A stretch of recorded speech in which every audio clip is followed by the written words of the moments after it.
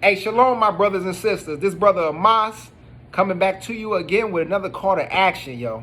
Listen, it's a great day to be alive.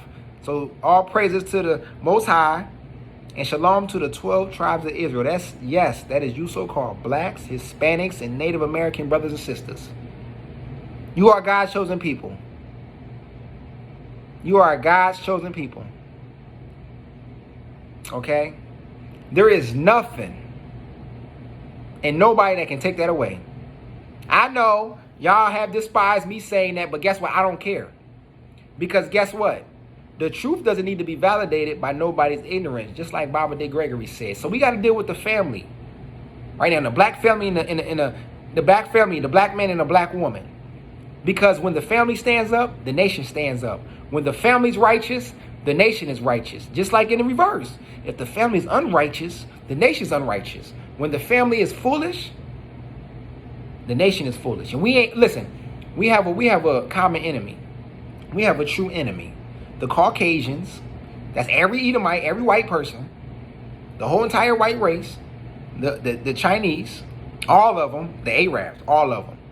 It does not, when I say enemy, it does not mean, listen, we all got friends from other nations. It does not mean we have hate.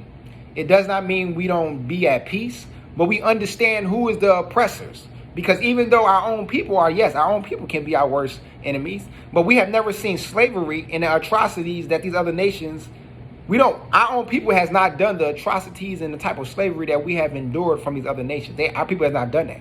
Our people just sold us out, and when we was in slavery with our own people. That wasn't slavery, it was called indentured servitude, where you can buy your freedom. It wasn't over the whip and the chain. We wasn't getting raped by our own people. We wasn't getting cut and slashed by our own people. Okay? Our feet cut off. Our hands cut off. That wasn't happening with our own people. Our own people gave us to the other people. Then the other nations was doing that to us. And that's history. Learn your history. Stop arguing feelings. Learn your history. All right? Learn it. Read a book. Watch a YouTube video. Okay? Go to the Library of Congress. Go to your library and say, give me the history on slavery. Okay? Google it. Stop getting in your feelings. I'm not an easy target. I destroy all doctrine of foolishness. So now, black man and black woman, stand up. And I'm going to tell y'all like this, black man and black woman, if you got beef, it needs to stop. Okay? That beef is very minor to what's going on in this world. Stop being emotional about stuff. If you still beefing, you're a coward. Because you don't beef the same way with these other nations like you do for yourself. And I'm only dealing with us because I only care about us. Because I got to check myself. I had to evaluate myself. Okay? And we all got to do that. Every day. Self-examination. Every day, every day, every day. And let's pull a script on that. Because I love this. We are God's chosen people.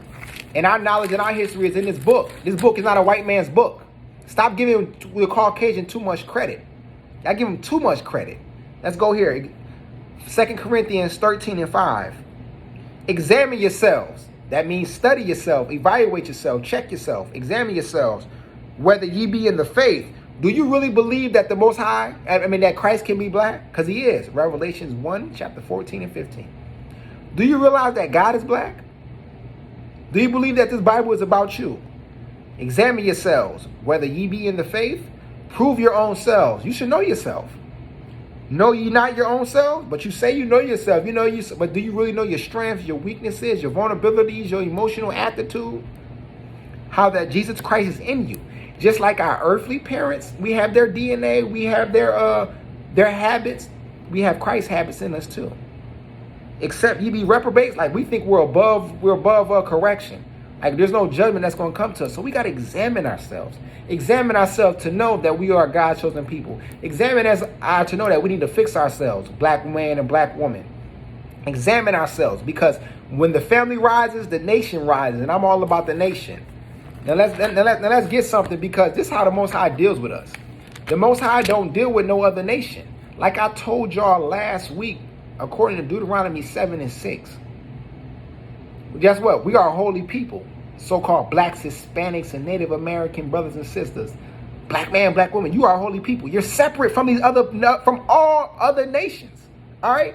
You are a special people. There's no one like us on the face of the earth. You can go anywhere on an entire earth, y'all, and you will not find no people like us.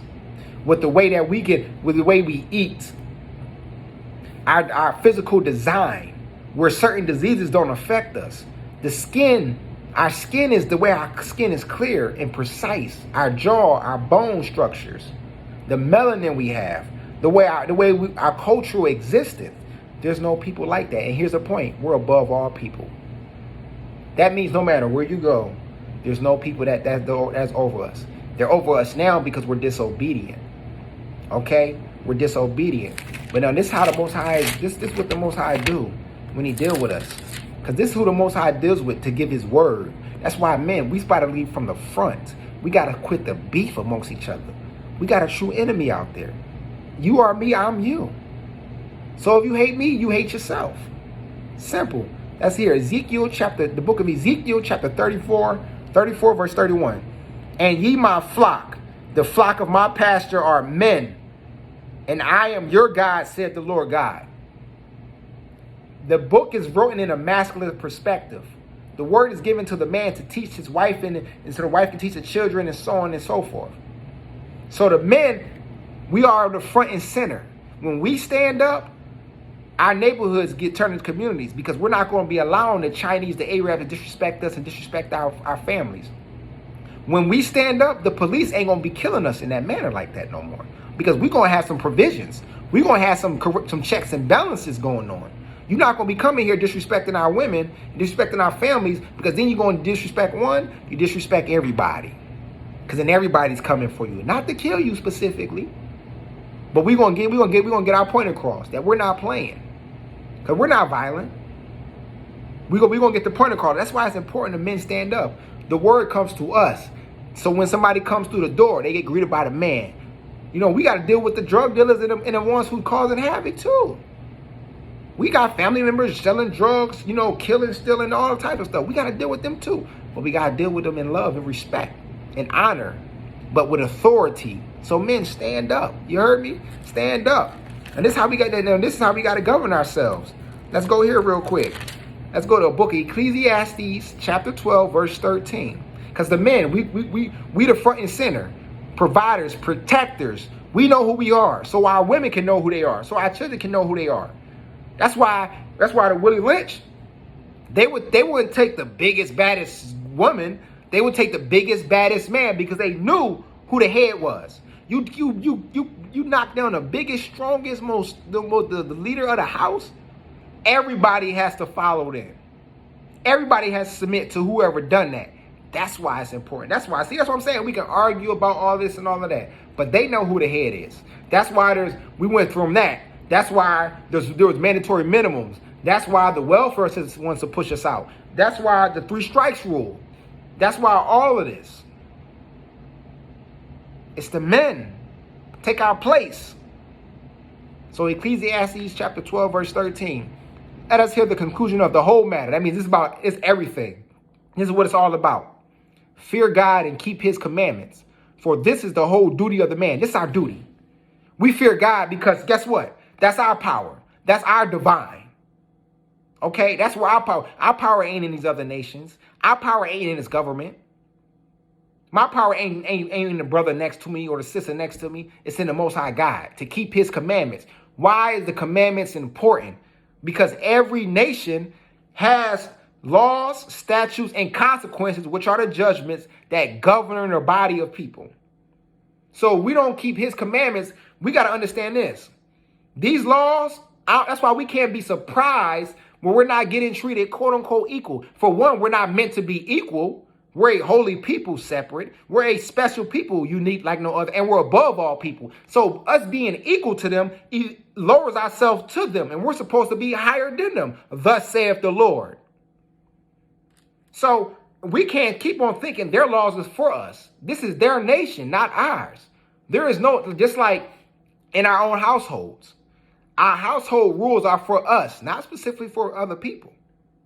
They're for us. So this nation's laws are not for us. So we got to keep the commandments because our commandments are what? We have a dietary law. We have a civil and moral law in which that we know how to deal with one another. We know we have a moral law, a civil law, a dietary law, a burial law, a sacrificial law. That's what we do. Because our wisdom, our laws are so righteous. They're more prosperous than any others. This is our wisdom. According to Deuteronomy chapter 4 and verse 5. Let's read it. Behold, I have taught you. This Moses telling us, he's taught us from the Most High God. Have taught you statutes and judgments, because we can't forget the judgment, what will happen to us if we don't. Even as the Lord my God commanded me, that ye should do so in the land whether ye go to possess it. Keep therefore and do them. For this is your wisdom. It's our wisdom. And your understanding in the sight of the nations. Like these other nations see how prosperous, how important, how special, how holy, and how above we are of them. And say, surely this great nation is a wise and understanding people. For what nation is there so great, who have God so nigh unto them, as the Lord our God is in all things that we call upon him for? Verse 8, and what nation is there so great, that has statutes and judgments so righteous, as all this law which I set before you this day? That's why our commandments is important to follow. So going back to Ecclesiastes chapter 12, verse 13, let us hear the conclusion of the whole matter. Fear God and keep his commandments, for this is the whole duty of man. We can't play around with this, because this government system, just like if we so fit into these laws, why was Deshaun Jackson and Nick Cannon dealt with in that manner? What about freedom of speech? What about freedom of religion? Why isn't, due process given to the black man and black woman before we even get arrested? We ain't got a fair shake. So what laws do we govern ourselves off? The laws according to the Bible. The Bible is our book.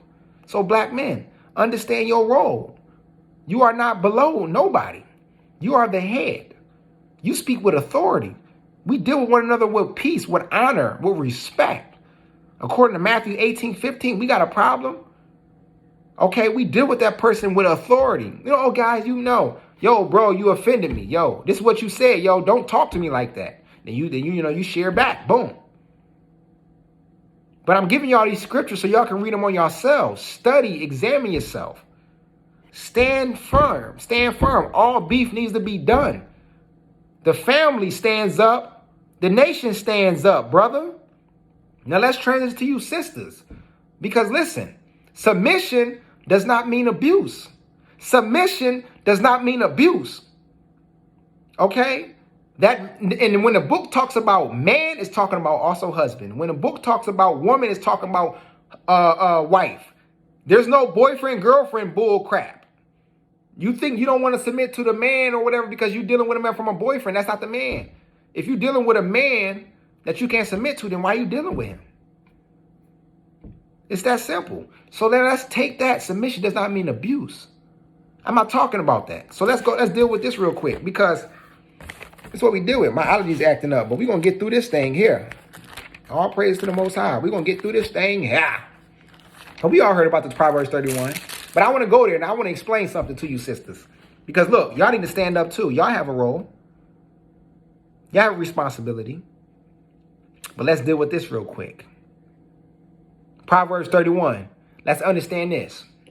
When we dealing with Proverbs 31, it's not just any woman that believes God. It's dealing with the Israelite woman, the repenting Israelite woman. And this is King Solomon's mother talking to him on what he should look for in a wife.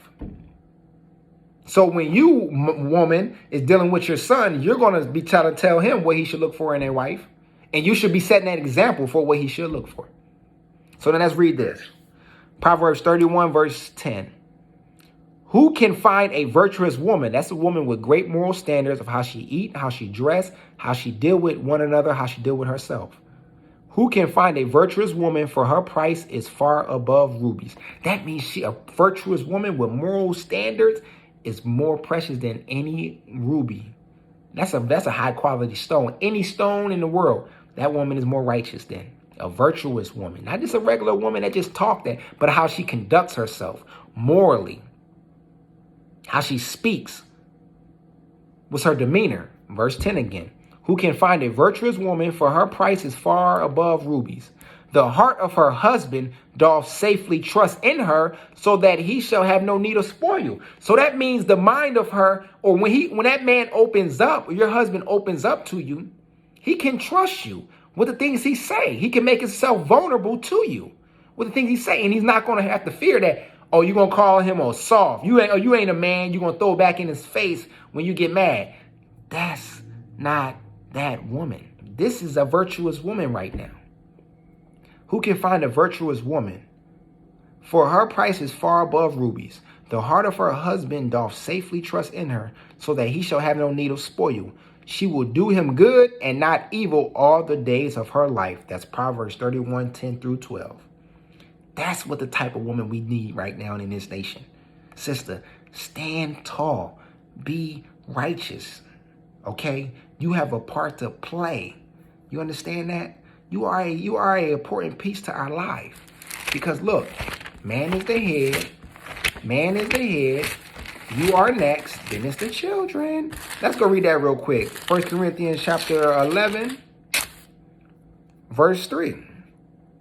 But I have you known, this is Paul speaking, that the head of every man is Christ, and the head of woman is the man, and the head of Christ is God. You hear that? That's why it's important to know. We're not just talking about any old man and any old woman. We're talking about that righteous brother and that righteous sister that want to get right, that understand who they are and what they represent, that understands that they are a part of this nation. They need to do the works of this nation.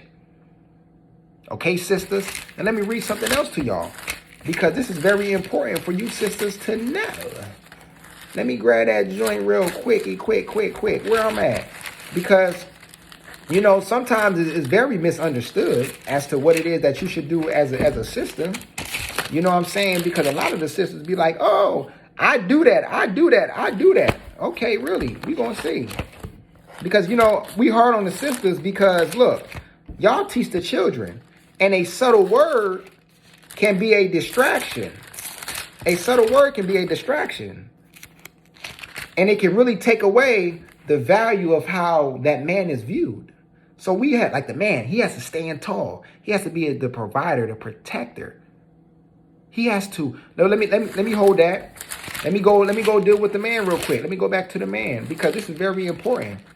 Because let's go 1 Peter, just talking back to the man real quick. 1 Peter chapter 3 and verse 6. Even as Sarah obeyed Abraham, calling him Lord. Oh, I know y'all sister dropped. Oh, I ain't doing that. But we're talking about a husband and wife. That calling him Lord because he's the head. Not because he's just some trashy dude that you don't want to submit to, because then you're out of order. This is the head. Whose daughters ye are, you black sisters. You are daughters of Sarah. You are precious. You are very important to our nation. Stop not knowing that. Take hold of that. You are the daughters of Sarah.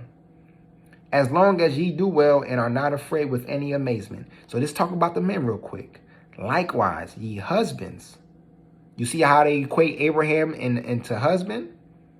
Dwell with them, talking about the women, according to knowledge, according to the Most High God's laws. That's Malachi 2 and 7. Dealing with the laws of God. That's why it goes back, man, to Ecclesiastes 13 and 12. Fear God and keep his commandments, because that's how you're supposed to deal with our women. Giving honor unto the wife. You see how they equate Sarah and wife? Giving honor. We honor her. We respect her. We take care of her. Let me read that from the top. Likewise, ye husbands, dwell with them according to knowledge, giving honor unto the wife as unto the weaker vessel, and as being heirs together of the grace of life, that your prayers be not hindered. See, we're together, black man, black woman. Men, we deal with our wives as, you know, according to the God's laws. That's why we got to know the laws in order to deal with the laws. Okay? We got to respect them, provide and protect them. I'm not talking about them skeezers. They still need to get their spirits checked out. Okay? I'm talking about the righteous brothers and the righteous sisters. Deal with each other. We are a nation of people. Now let's go back to the sisters real quick, because we dealt with the man. Let's go back to the sisters, because I dealt with the Proverbs 31 sister. And that the being a virtuous woman, you're not a virtuous woman just because you talk about it. You got to have some moral standards. If you keep on getting into relationships that are not good and blaming them, that's not a virtuous woman, because your morals will tell you, I ain't with that. Your morals will tell you that I'm saving my body for marriage. Your morals will tell you that I'm not longer going to dress like that. That's the virtuous woman. That's the Israelite woman.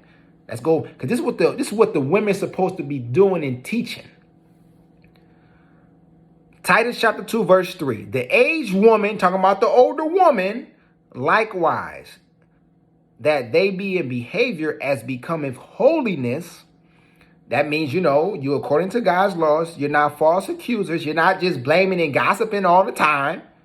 Not giving much wine. You're not a drunkard. Teachers of good things. And what is the good things according to Romans 7 and 12? The laws. You got to know the laws too, sisters. You got to study. But here we go.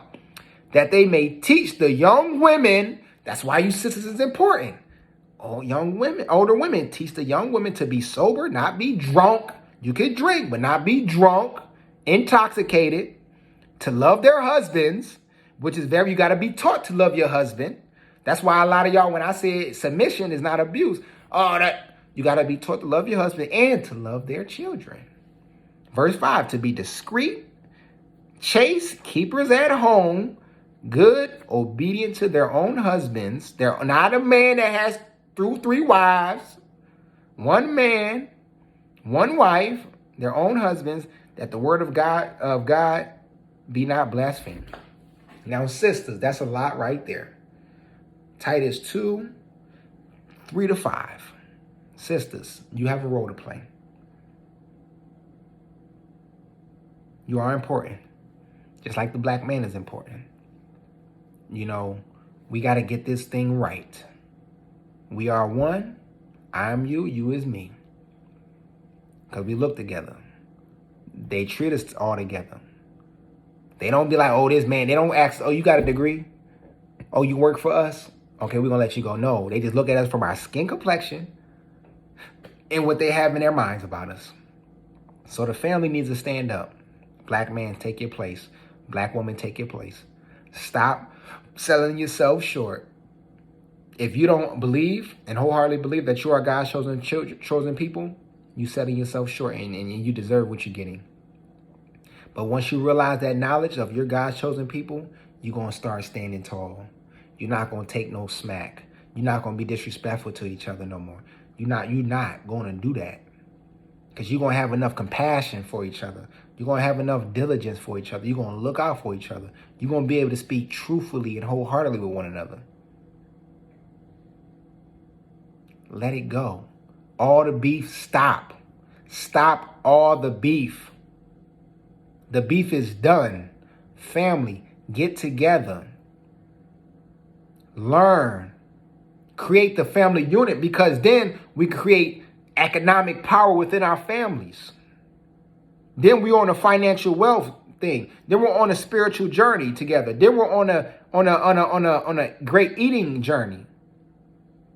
Because then we build it for 2 generations after us. Then we're breaking the cycles of bull crap that we dealt with our family before. Because a lot of us grew up in good families, solid families, but a lot of us still had that baggage carrying on. But it needs to stop this time, this generation, my millennial brothers and sisters.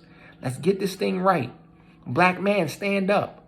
Black woman, stand up. I went through them scriptures pretty quick, but I want y'all to understand. Black men, Ezekiel 34:31, Ecclesiastes 13 and 12, 1 Peter 3:7 on down. Sisters, Proverbs 31, read from 11 all the way down. Titus 2, verse 3 on down. You understand? Let's get it together. Understand, we are a unit. I can't stress that enough. Family, get it together. All the beef, stop. You're a coward if you keep beefing with each other. We have a pure enemy. I know y'all want to be still, no. These other nations are our enemy. They're attacking us. I wake up black every day. All of us wake up black every day and go outside and don't even be starting nothing, but still be getting the attacks of the world at our jobs, at the grocery store, by police, all types of stuff. Who are the people doing it? Who's in control? of this government. So we got to realize things. It's okay. You don't want to say it, I'll say it. I'll take the bullets. I'll take the hits for y'all and the bullets for y'all. I'll take the backlash. But I'm going to keep telling y'all this. This call to action. If you ain't ready for this action, step aside. If you're ready for this action, come on with it. Study. Examine yourselves. Know who you are. With that, family, this brother Amas, and I love y'all. Peace.